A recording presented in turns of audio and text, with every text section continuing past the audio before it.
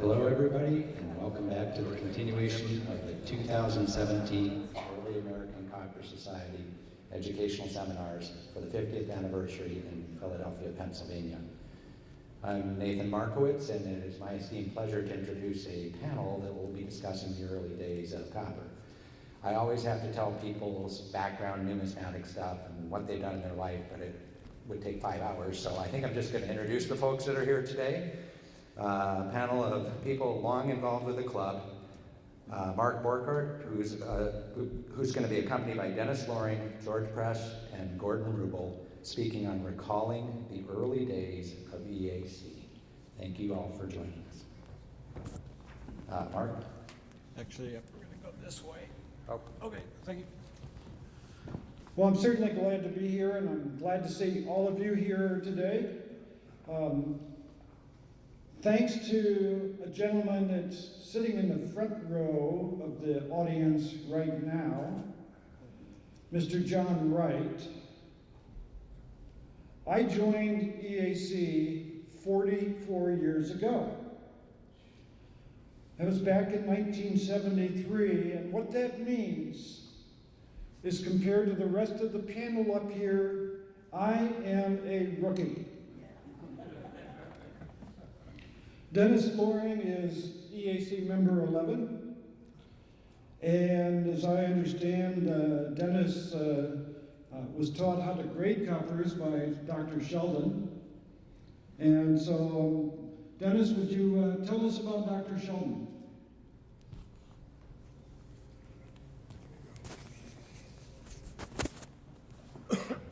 I think to say Dr. Sheldon was a complex man is somewhat of an understatement. We know lots of wonderful things. We know lots of not so wonderful things that he did. He was a man of about a little bit more than average height, white hair, unbelievably dry hands.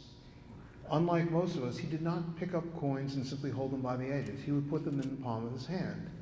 And if you recoiled at that, he'd invite you to touch his hand, and it was like parchment paper.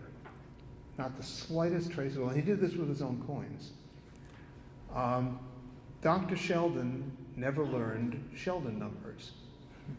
If you told him you had discovered a Sheldon 1794 Sheldon 37, he looked at you blankly. And he said, "Oh, but that's a Hayes 50. Hayes 59? You're kidding. Let me see it. Let me see it." As Mark mentioned, he taught me how to grade. He believed that the only way you can grade is by sunlight, so he would do it from the window of his apartment at 790 Riverside Drive in upper New York City. He kept his coins at home in a safe, very large and heavy safe, but in a safe.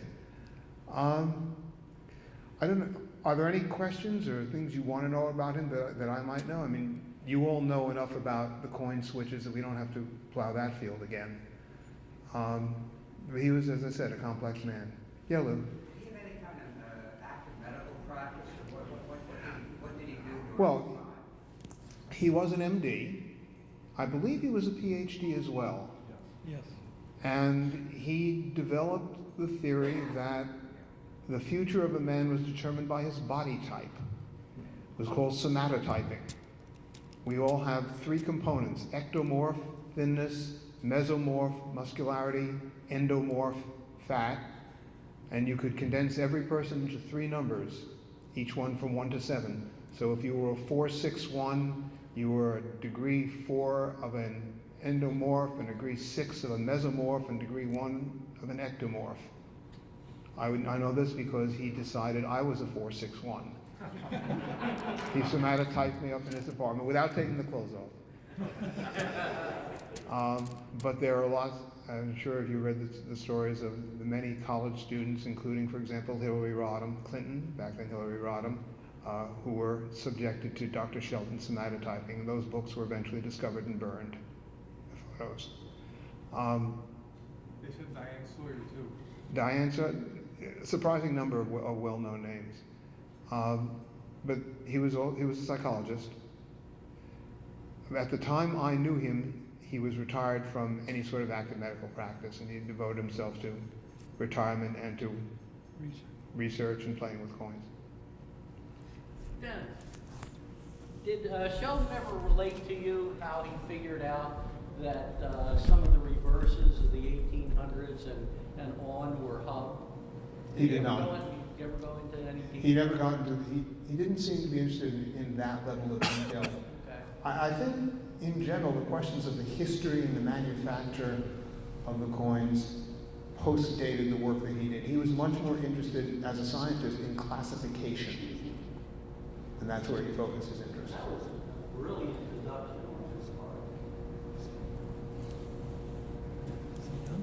You done? Well, I have a question. How did you come to know How did I come to know him? him? Yeah.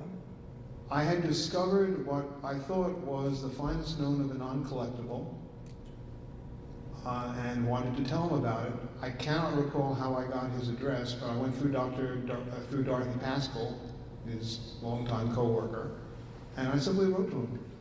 I was living on Long Island, going to school up in Boston. He was in New York, so it was not that hard for me to visit him. He invited me up to his apartment to visit and talk, and knew each other after that. And then he moved from New York to Cambridge, Massachusetts, which of course was easy for me to go to because I lived in the Boston area. And I got to know him that way. I don't know if you're aware of this or if it's widely known.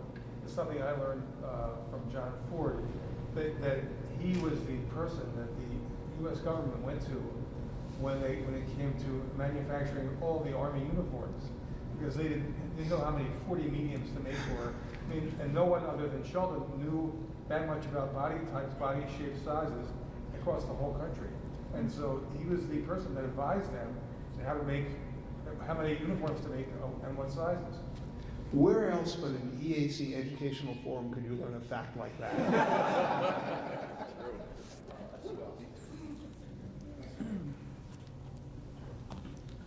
Well, we know about Dr. Sheldon's psychology background, and my daughter Michelle recently moved back home with us, and she is now working on her master's and will work eventually on her doctorate in psychology. And I have debated whether I should actually even share some of Dr. Sheldon's other non-numismatic works with her. I'm not sure I will. Gordon Rubel is EAC member number 19. When he joined EAC, he lived way out west in Michigan at a time when the vast majority of members lived on the eastern seaboard. So Gordon, you mentioned that you have some recollection of Dorothy Pascal. What can you tell us about Dorothy?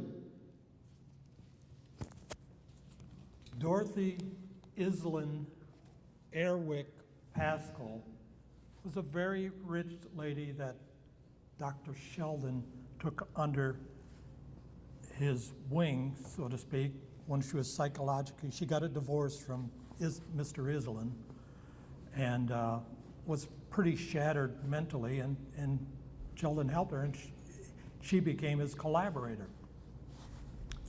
But I wanted to talk about the first EAC meeting and the father of EAC.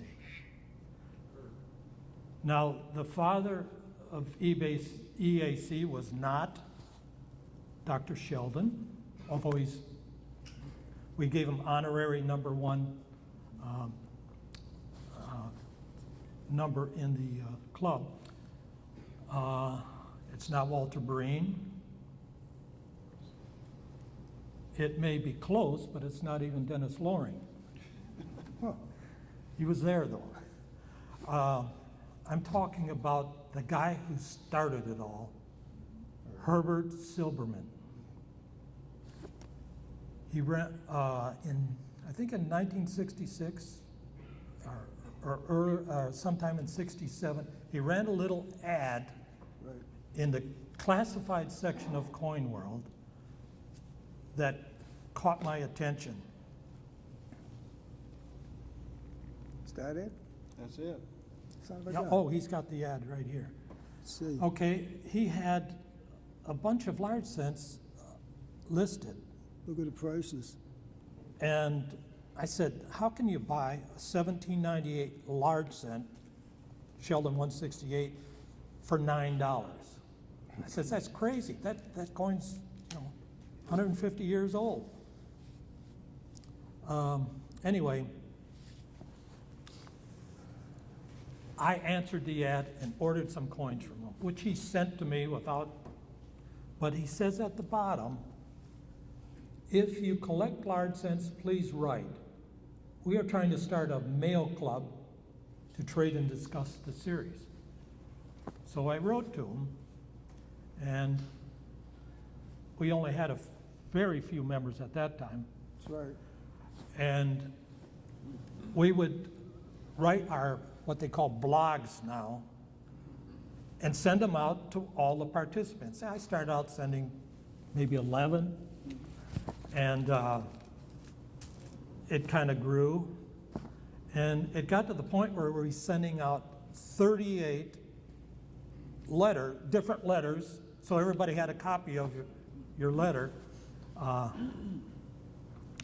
Anyway, Herb Silverman, God rest his soul, was from Maplewood, New Jersey, and when I got to New York at the meeting, I says, "Oh, I have to pay you for those large cents." He says, "Oh, don't worry about it. Pay me later." But I was tight with money. I was living in Michigan. I had family, but I was determined to go to the first meeting in 1967, first annual EAC meeting. I was totally committed. But I had hardly traveled anywhere. I was never really out of Michigan. I would go over to Canada, Toronto, looking at coin shops and stuff. But so I decided I gotta go to this meeting. And I had never flown on a jet before. And I was, this is 1967, I had trepidation about it. But I bit the bullet, bought a $70 ticket, round trip ticket on American Airlines. And right at the, to show you how feared I was of what might happen to a plane, I bought a $5 insurance policy. I think that paid $2,000 if you got killed. Anyway, so I get seated on the plane, and I'm waiting for the stewardess, and she's doing back and forth, and Miss, is it under the seat? Where's my parachute? That's how green I was. Anyway, I have a picture here of the first meeting with myself, Dorothy Pascal, Dr. Sheldon, I was waiting to get my book signed by Sheldon and Pascal. So at the meeting, a lot of people were surrounding Sheldon, talking to him, getting on his autographs. And he was pretty tied up. So I'm standing, as you see in that picture, next to Dorothy Pascal. So I'm talking to her. And, I showed her, this is one of my large sets, She says, oh, a Hayes, whatever it was, for Sheldon 137. And we discussed it, and she graded it fine 15. I says, boy, I thought it was VF. And I says, you sure it couldn't be VF? Because that would be at the bottom of the condition census. And she says, finally, she says, well, maybe with proper brushing, it could be a VF, a little VF 20. Anyway,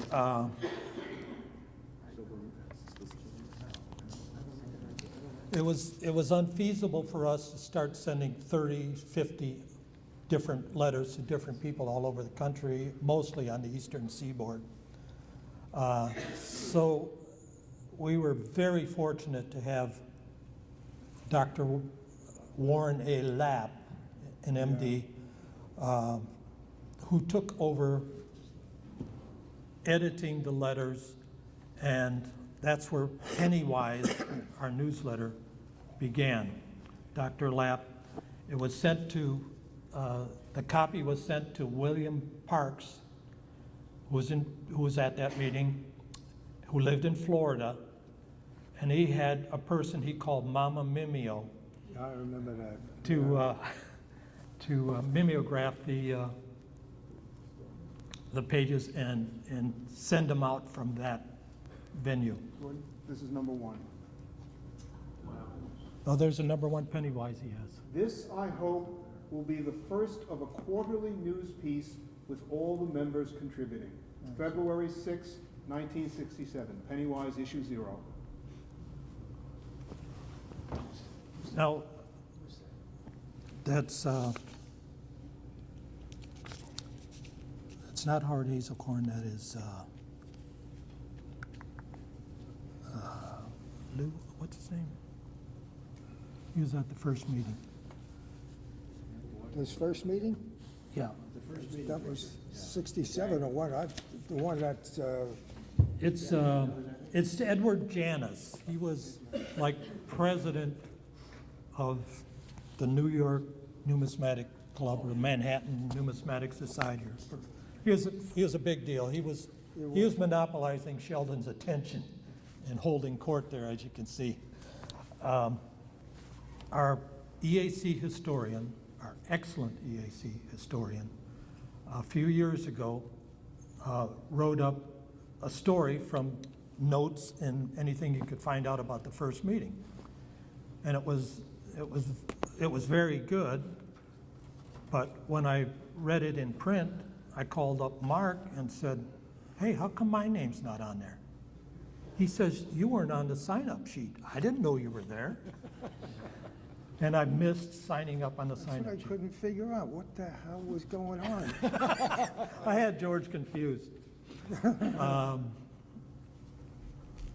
But at the second EAC meeting in '68, where Walter Breen showed up, Yeah. that's when George picked me up and took me to the A&S to look at the large sense, and put me up at his nice home out on Long Island. Yeah, and there was a little kid there? Yeah, there was a little kid there, and I mean, real little. Maybe that little kid would stand up for just a Yes. moment. We have the next generation of Precious who incidentally collects 1794s like most of us did. Yeah. Okay, you can tell more about that. Well, I'd also like to introduce the third member of our panel, Mr. George Pretsch. He, like the other two, all three of them were at the first EAC meeting 50 years ago in 1967. That was 10 years before my first EAC convention in Chicago in 1977. But George, perhaps you could tell us some of your recollections from the first meeting. Okay. I'd be glad to. I especially remember in New York going up the steps of the hotel, and there was a light snowfall coming down, and looking up and wondering what the heck this was going to be all about. And get to the room, my neighbor was with me, Adam Butcher. Yeah, he was an early member with myself for a short period of time. So we get up to the floor and get to the door, knock on a door, and who opens the door but this kid. I look at my neighbor and I said, "Who's the kid?" He says, "I don't know who the kid is." It was Dennis. And from there, it just was a great time. And I know you kind of touched on this, Gordy. I was trying to come up with something that would kind of give you a picture for a collector just starting out in a large sense. Just got the book with my first large cent, an S232 XF, for a whopping fee of $55, but it was a very nice coin.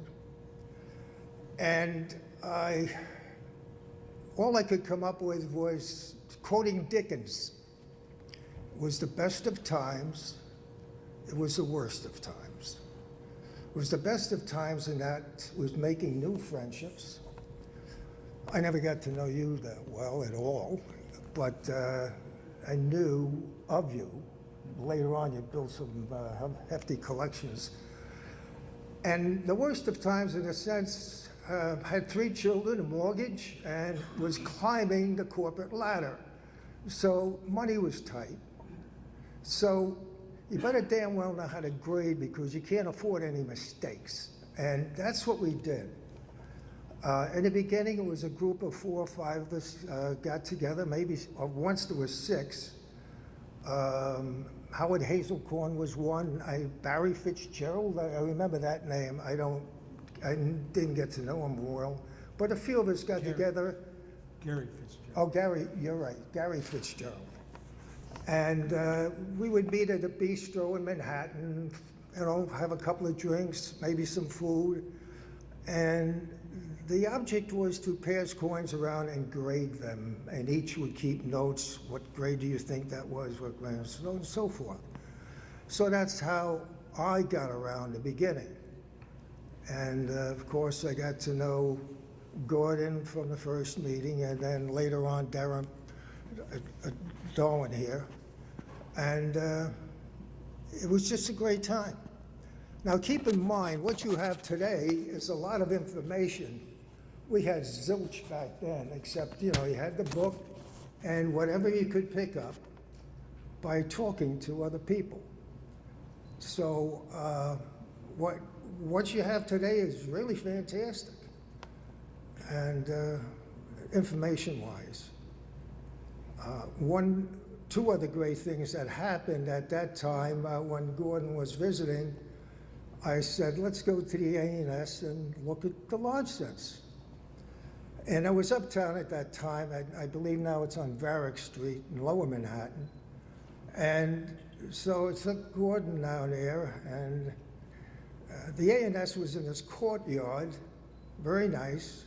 And across the way in the courtyard was the American Indian Museum, so I always remembered that. So you go in the front door of the A&S, and there's this partitioned area.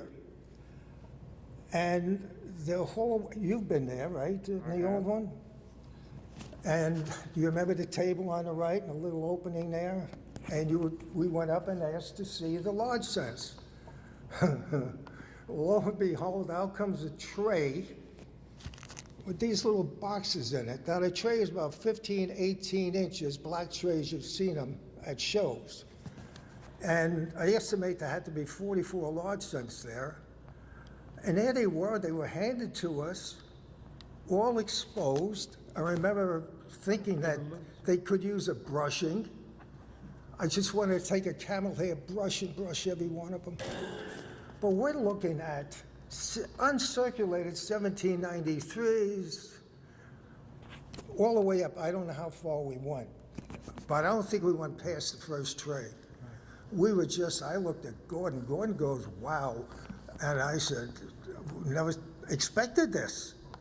We were at this little table. The lady went. We were there.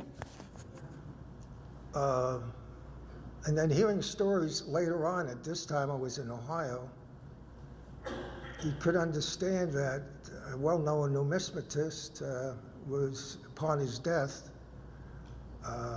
it was found that several of the coins in his collection belonged to the A&S. And I can see how it could happen with certain people, I guess, but because it was so easy to do. And my kids were always taught integrity is doing what's right when no one's looking. But today, to go full circle and for me to finish this part of the story, Chris owns one of those switched pieces.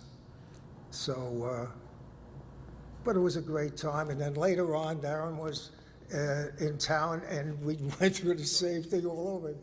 So it was a good time. Any questions? Thank you.